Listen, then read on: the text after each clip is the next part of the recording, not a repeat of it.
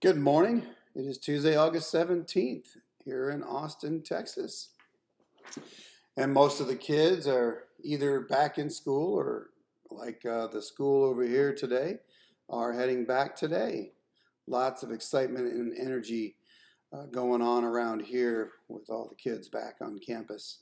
So I pray that everybody that is going back to school, whether you're a student or a teacher, you have a wonderful first day and have a very enjoyable school year, as it will, I'm sure, prove to be a challenging year again with the mask requirements or not requirements, whichever that is.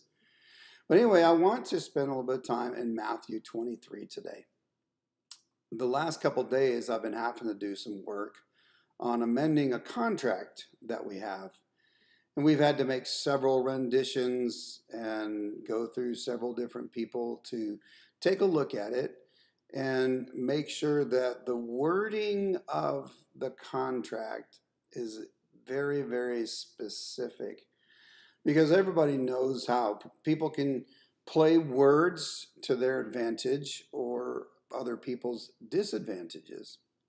And I got to reading in Matthew 23 today, and Jesus kind of addresses this with the Pharisees. So Matthew 23, we're just going to read right through to verse 12.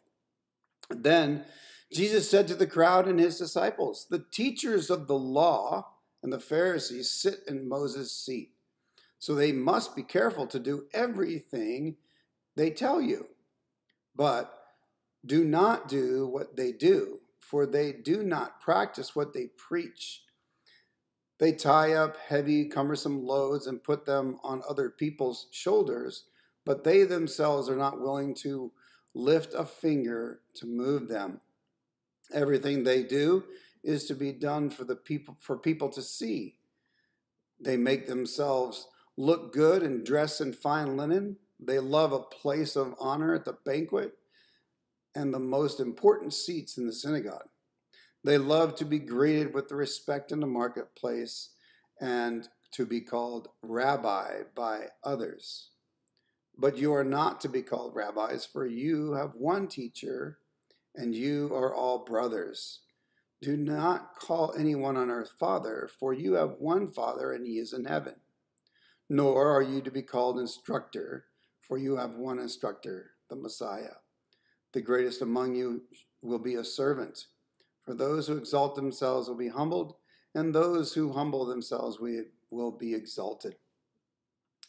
So the teachers of the law read the scriptures and then take them and twist them and put the burden on the people, but the teachers themselves are not willing to go by what the law says.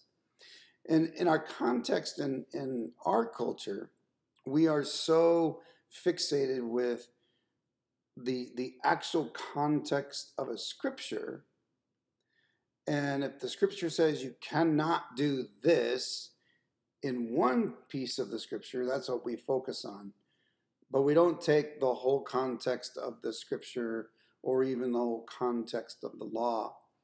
For God doesn't want us to be burdened down with making sure the words are just right. He wants us to live in that relationship with him. And when we do, he fills us with the knowledge of what we need to do and what we can't do. And he gives us the Spirit to help us live in that. So as you begin your new school year this year, or as we all kind of start journeying through this new school year, whether we're directly affected or not, I pray that we don't get tied down in the legalisms of life, that we look to God. He is the author and perfecter of the law, and he will teach us and help us to keep the law in accordance the way his will guide us. So may you have a wonderful, wonderful first day of school.